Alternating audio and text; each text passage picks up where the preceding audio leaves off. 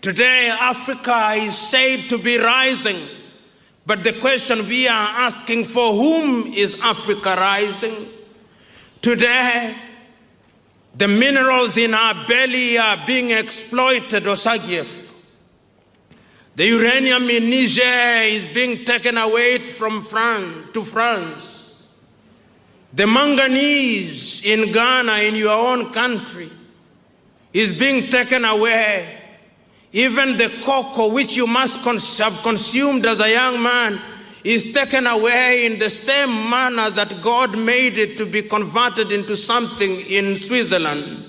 Your people have not learned to add value to it. They have an apology for a factory in Takoradi, but it does very little, Osagyefo. Osagyefo Dr Kwame Nkrumah, the first Ghanaian Prime Minister, was overthrown by his own government. Let's watch this video from Professor Patrick Lumumba from Kenya. I'll be right back. I am telling us, as I remember the Osagyefo Dr Kwame Nkrumah, that now, as you turn in your grave, if you had been alive, you'd possibly be 107 years today. But your people, some of them, in their lack of wisdom, chose to remove you from power. I apologize on their behalf.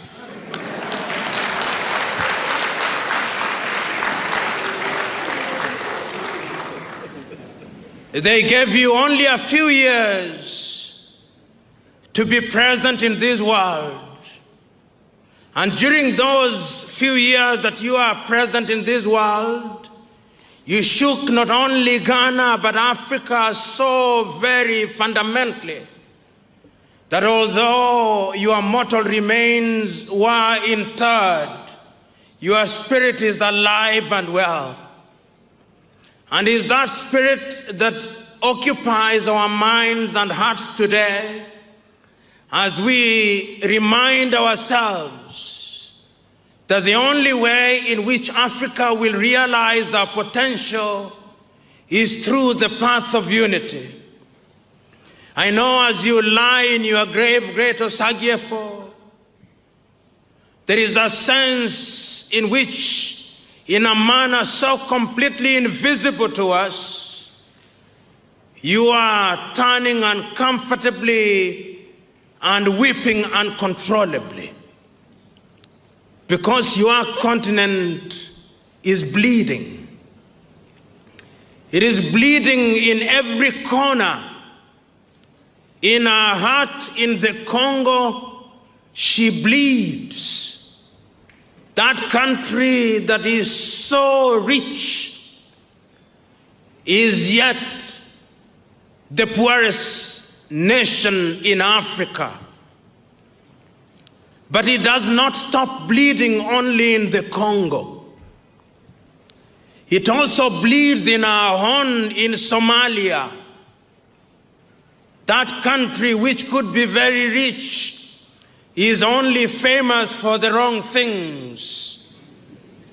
Men killing men for no reason. But it doesn't stop bleeding there. It is also bleeding in our armpit in Equatorial Guinea, that country that God gave so much oil. That oil was long captured by one family, and they are using it for their benefit to the detriment of their people. And it doesn't stop bleeding there. In Central African Republic and in Libya and in Mauritania and in Mali, your continent is torn asunder. And we who have gathered here today are asking ourselves the fundamental question: what must we do to save Africa? And that is why today, when we are looking at Africa and when we are remembering you, On that 24th day of May in Addis Ababa, Ethiopia, we cannot help but remember how animated you are. We cannot help but remember that what you saw 50 years ago is turning out to be as evergreen as when you spoke them. You told us then that our unity was going to be our salvation from other civilizations. Today, Africa is said to be rising, but the question we are asking, for whom is Africa rising? Today, the minerals in our belly are being exploited, Osagyefo. The uranium in Niger is being taken away from France to France. The manganese in Ghana, in your own country, is being taken away. Even the cocoa, which you must have consumed as a young man, is taken away in the same manner that God made it to be converted into something in Switzerland. Your people have not learned to add value to it.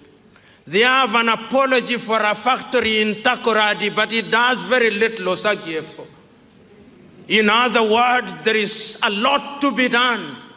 We can hear you telling us that we need to have free movement of goods and services in this continent. I can now inform you that when they met on the 27th day of July in Kigali, Rwanda, they created a passport, but that passport is only known to the president. The people of Africa have no idea what it is. But they have started, so we must believe that going forward, every African will carry what is an African passport, which will allow them to move, as you contemplated, from Dakar in Senegal to Addis Ababa in Ethiopia, from Cape Town in South Africa to Cairo in Egypt, and that they'll be able to move without free let and hindrance. The Osagyefo, we remember you.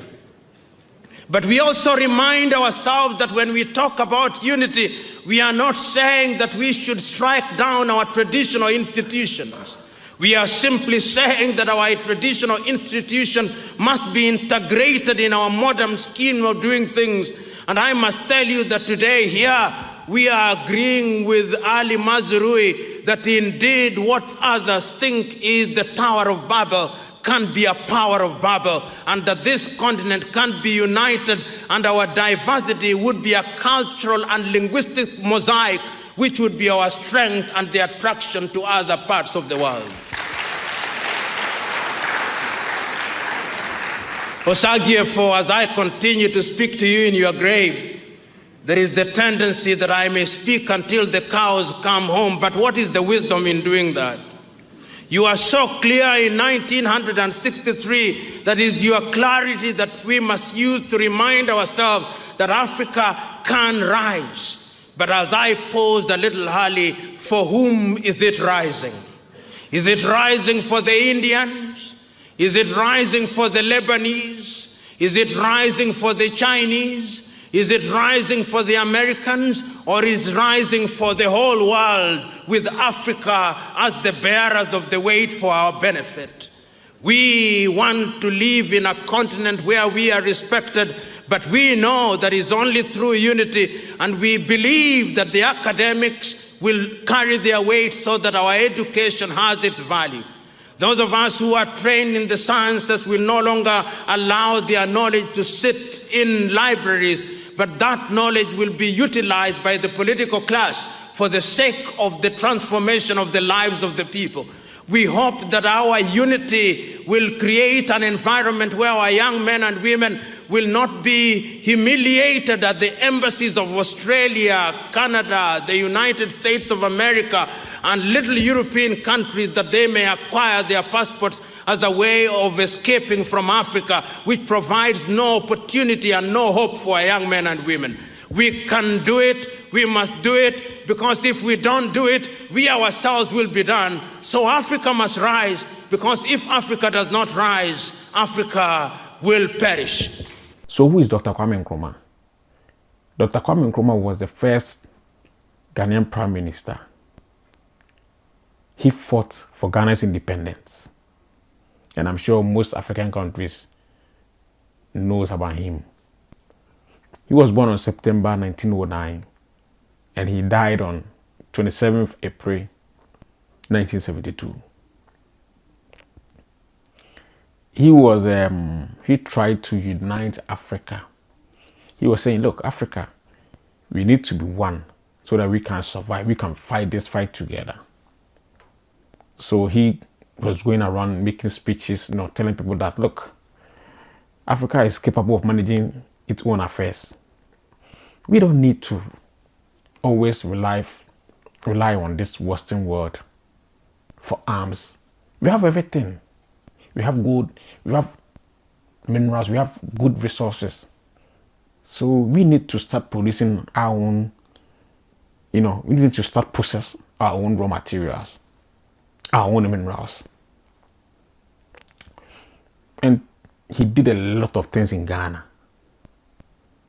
And the thing that he did in Ghana, the infrastructures, everything that he did in Ghana, no government up to now, no government in Ghana has been able to achieve what Dr. Kwame Nkrumah did. And most of the things that he left behind, some were completed, some were not completed. Those completed now, it has been rotten. It was like there's nothing to show off. It was not maintained. You can imagine. So sometimes Africa, we don't understand what's wrong with Africa. So basically, back to the issue, he tried to unite Africa. And his own people, his own government, were not happy. So what did they do? They overthrew him.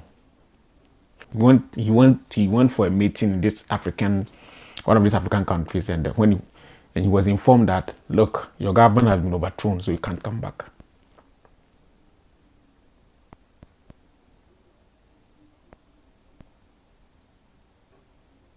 So, Africans, we are our own enemies. Nkrumah's ideology was the perfect idea ever. Look at the United States of America. It was states, it was countries, and it has been united to one, merged into one country. So basically, that was the idea what Nkrumah was trying to do. Nkrumah was trying to unite Africa to be one country, to be United States of Africa. But his ideology was, soon cut off. So now, basically, that's what Professor Lumumba is saying. He's apologizing on behalf of Africans to Dr. Kwame Nkrumah. So basically, this is what this video was about. So thank you very much for watching this video with me. And please do subscribe to my channel. And thank you very much. See you in the next video.